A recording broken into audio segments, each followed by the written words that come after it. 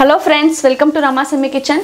இன்னைக்கு நம்ம பார்க்க போறது சூப்பரான ஒரு ரைஸும் அதுக்கு தொட்டுக்கிறதுக்கு ஒரு சைடு டிஷும் தான் பார்க்க போறோம். ரெகுலரா இல்லாம வித்தியாசமா இருக்கும். அதே சமயம் ரொம்ப ஈஸியா பண்ணிடலாம். மிஸ் பண்ணாம இந்த ரைஸும் இந்த சைடு டிஷும் கண்டிப்பா ட்ரை பண்ணி பாருங்க. மிஸ் பண்ணாதீங்க. வாங்க இப்போ நம்ம இது எப்படி பண்றதுன்னு பார்க்கலாம். இன்னைக்கு வந்து நம்ம ஒரு சூப்பரான சைடு டிஷோட ஒரு ரைஸ் பார்க்க போறோம். ரொம்ப சிம்பிள் தான். நிறைய வந்து ஐட்டம்ஸ் இருக்குன்னு பார்க்காதீங்க, ரொம்ப ஈஸியாக பண்ணிடலாம். பாஸ்மதி ரைஸ் வந்து ஒரு 1/2 கிலோ எடுத்து ஊற வச்சுருக்கேன். கேப்சிகம், வெங்காயம், பட்டாணி, பச்சை மிளகா, இஞ்சி பூண்டு பேஸ்ட்டு, சீரகம், புதினா, கொஞ்சம் முந்திரி பருப்பு, பன்னீர் எடுத்து வச்சுருக்கேன், தயிர். மசாலா நம்ம எப்போ யூஸ் பண்ணுறோம், மிளகாய்த்தூள், பிரியாணி மசாலா தான் யூஸ் பண்ண போகிறோம். ஸோ இதான் தேவையான பொருட்கள். இப்போ இது எப்படி பண்ணுறது அப்படின்றத பார்க்கலாம் வாங்க. இப்போ நான் பேன் வச்சுருக்கேன். இதுக்கு வந்து நீங்கள் வதக்கவே வேணாம், ரொம்ப ஈஸியாக பண்ணிடலாம். இப்போ பேனில் தண்ணி சேர்த்துக்கலாம். அரிசி எவ்வளோ எடுக்கிறோமோ 1க்கு 2 தண்ணி சேர்த்துக்கோங்க. நீங்கள் வந்து நல்ல அரிசி ஊற வச்சிட்டிங்கன்னா 1க்கு 1.5 சேர்த்தா போதும். நான் இதால் 1 கப் எடுத்த 2 கப்பு தண்ணி சேர்க்குறேன். இப்போ தண்ணி சேர்த்தாச்சு. இதுக்கு தேவையான அளவுக்கு ஃபஸ்ட்டு தண்ணியில் உப்பு சேர்த்துடலாம்.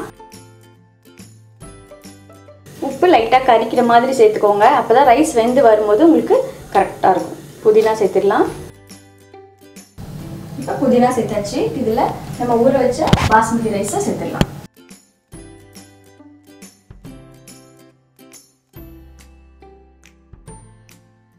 இப்போ ரைஸ் சேர்த்தாச்சு.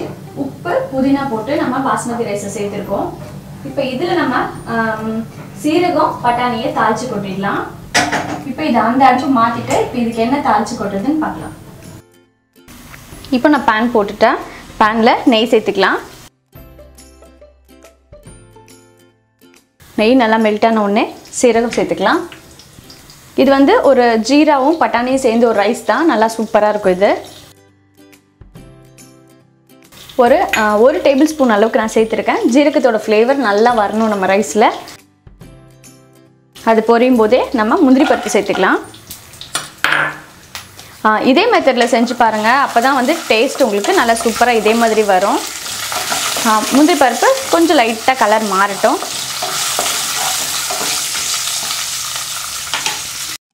பட்டாணி வந்து நேற்றே செய்யலாம், இந்த ரைஸ் போடலாம் அப்படின்னு நினச்சேன். கடைசியில் வந்து செய்ய முடியல.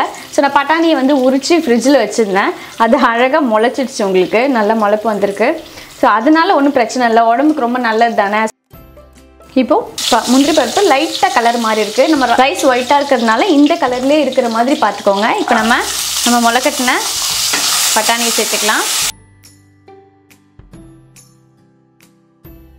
இப்போ இந்த அளவுக்கு ஃப்ரை ஆனால் போதும். 2 நிமிஷம் தான் வதக்கினேன், கலர் சேஞ்ச் ஆகாமல் பார்த்துக்கோங்க. இப்போ இதை வந்து நம்ம ரைஸ் கூட சேர்க்க போகிறோம். இப்போ நம்ம இதை ரைஸ் கூட சேர்த்துடலாம்.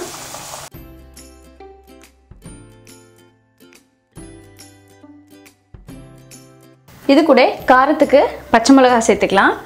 பச்சை மிளகா வந்து இப்படியும் சேர்க்கலாம், இல்லாட்டா நீங்கள் வந்து பட்டரில் நம்ம வதக்கும் போதும் சேர்த்துக்கலாம். ஸோ இப்போ வந்து சூப்பராக ரைஸ் ரெடி ஆயிடுச்சு. இது இப்போ நம்ம வந்து உப்பு மட்டும் செக் பண்ணிக்கோங்க. தட்டை போட்டு மூடி ரைஸ் தனியாக ரெடி ஆகட்டும். இதுக்கு வந்து நம்ம சைடிஷாக பன்னீர் வச்சு என்ன பண்ணுறதுன்னு பார்க்கலாம்.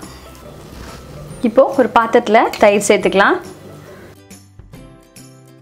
ஒரு 2 டேபிள் ஸ்பூன் அளவுக்கு சேர்த்துக்கோங்க. நீங்கள் வந்து எவ்வளோ வந்து பன்னீர் எடுக்கிறீங்களோ அதுக்கு தகுந்த மாதிரி சேர்த்துக்கோங்க.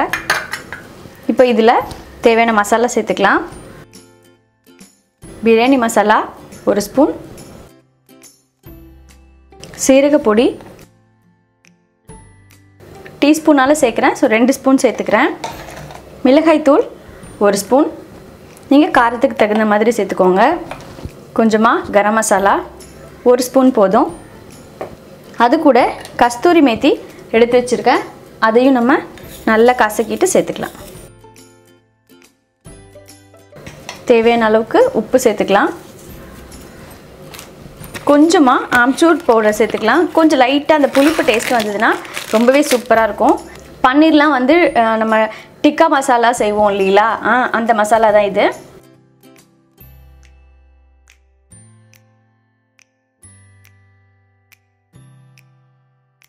இப்போ இதில் இஞ்சி பூண்டு பேஸ்ட்டு சேர்த்துடலாம்.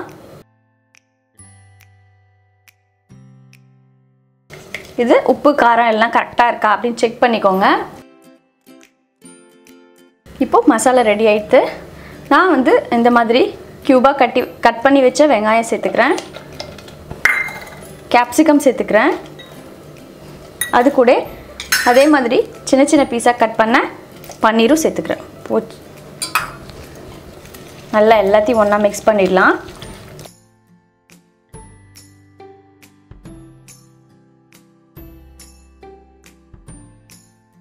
இப்போது ரெடி ஆயிடுச்சு. இப்போ இது வந்து நம்ம அழகாக ஒரு டூத் பிக்கில் பன்னீர், கேப்சிகம், ஆனியன் வந்து போட்டுட்டு இதை ஃப்ரை பண்ண போகிறோம்.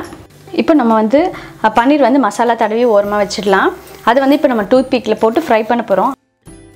1 டேபிள் ஸ்பூன் வந்து தயிர் எடுத்துகிட்டு அதில் பிரியாணி மசாலா 1 ஸ்பூன் போட்டு நல்லா கலந்துக்கலாம். பிரியாணி மசாலா தான், கரம் மசாலா இல்லை. இது மாதிரி கலந்தாச்சு. கலந்துக்கப்போ இதை வந்து ரைஸ் மேலே போட்டு இப்போ ரைஸை வந்து திறந்து பார்த்துடலாம். ரைஸ் சூப்பராக ரெடி ஆகிட்டு பாருங்கள். கீழே வந்து நான் தோசைக்கல்ல வச்சுருக்கேன். ஸோ நல்லா அதில் இருக்கிற ஈரப்பதம் எல்லாமே போயிடும். இதுக்கு மேலே நம்ம செஞ்ச தயிரும் அந்த பிரியாணி மசாலாவும் கலந்ததை இது மேலே போட்டுடலாம். நம்ம அந்த பன்னீரோட இந்த மாதிரி கலந்து சாப்பிடும்போது ரொம்பவே நல்லாயிருக்கும். இப்போ இதை மூடிடலாம். மேலே வந்து அப்படியே தட்டு போட்டு மூடிடுங்க. கீழே தோசைக்கல் வச்சுருக்கேன். ஒரு 5 நிமிஷம் இதே மாதிரி தம்மில் இருக்கட்டும். இப்போ நம்ம வந்து பன்னீரை ஃப்ரை பண்ணி எடுத்துக்கலாம். இப்போது பன்னீர், கேப்சிகம், ஆனியனை நான் வந்து இந்த மாதிரி 3த்தையும் வந்து குச்சியில் வந்து வச்சுட்டேன். இதே மாதிரி நம்ம எல்லாத்தையுமே வச்சிடலாம். ஃபஸ்ட்டு ஆனியன் வைங்க, அப்புறம் கேப்சிகம் வைக்கலாம். இப்போ இதே மாதிரி எல்லாத்தையும் நம்ம பண்ணிடலாம். இப்போ வந்து மசாலா தடவின பன்னீர், கேப்சிகம், ஆனியனை இந்த மாதிரி பண்ணியாச்சு. இப்போ இதை வந்து ஃப்ரை பண்ணி எடுத்துடலாம். நான் இன்றைக்கி வந்து நான்ஸ்டிக் பேன் தான் போட்டிருக்கேன். நீங்கள் வந்து உங்களுக்கு இரும்பு தவா இருந்ததுன்னா போட்டுக்கோங்க. அந்த மாதிரி கொஞ்சம் வந்து ஒட்டாமல் இருக்கிற மாதிரி இருக்கிற பாத்திரமாக போட்டுக்கோங்க.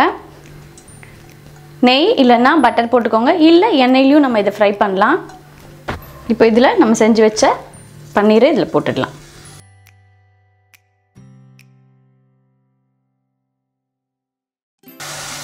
எல்லா பக்கமும் நல்லா ரோஸ்ட் ஆனதுக்கப்புறமா திருப்பி விட்டுக்கோங்க ஒவ்வொரு பக்கமாக. இது வந்து ப்ரொஃபஷ்னலாக எப்படி செய்வாங்க அப்படின்னு எனக்கு தெரியாது. ஜஸ்ட் எனக்கு தெரிஞ்ச மெத்தடில் இதில் செய்கிறேன். கண்டிப்பாக இதே மாதிரி நீங்களும் ட்ரை பண்ணுங்கள். நான் ஒரு 2-3 வாட்டி ட்ரை பண்ணேன், சூப்பராக இருந்துச்சு. சரி, அதை உங்களோட ஷேர் பண்ணலாம் அப்படின்றதுனால தான் இது பண்ணுறேன். கொஞ்சம் அப்படி ஏதாவது மிஸ்டேக் இருந்தால் சாரி, ஆனால் இதுவும் டேஸ்ட்டாக தான் இருந்துச்சு.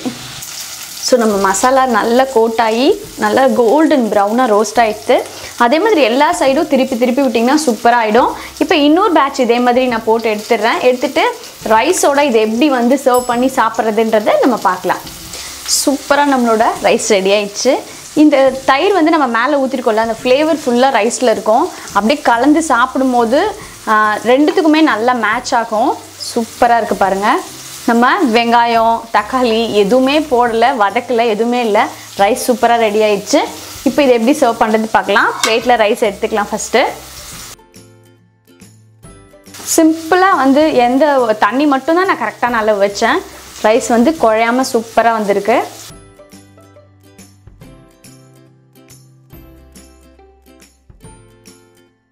Rice ready. இப்போ இது கூட நம்மளோட ஃப்ரை பண்ண பன்னீர் வச்சிடலாம். இப்போ பிளேட்டில் ரைஸ் வச்சாச்சு.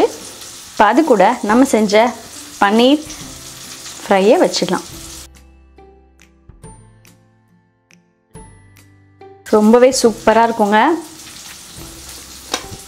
நம்ம எப்போவுமே பன்னீரை வந்து ரைஸோடு கலந்து தான் சாப்பிடுவோம். இந்த மாதிரி ட்ரை பண்ணி பாருங்கள், அவ்வளோ சூப்பராக இருக்கும். இப்போ நீங்கள் யோசிச்சு பாருங்கள், இது ஒரு பைட்டும் அது ஒரு வாய் சாதமும் சாப்பிட்டிங்கன்னா சூப்பராக இருக்கும். ரைத்தா வேணும்னா நீங்கள் சாப்பிட்லாம். நம்மளோட ஜீரக ஃப்ளேவரோட பட்டாணி ரைஸ் சூப்பராக ரெடி ஆகிடுது. அது கூடவே நல்ல சைட் டிஷ்ஷும் ரெடி ஆகிடுச்சு. கண்டிப்பாக இதே மெத்தடில் நீங்களும் செஞ்சு பாருங்கள். பார்த்துட்டு எப்படி இருந்தது அப்படின்னு உங்களோட கமெண்ட் சொல்லுங்கள். மறக்காமல் நம்மளோட ரமாசமி கிச்சன் சேனலை சப்ஸ்கிரைப் பண்ணிக்கோங்க.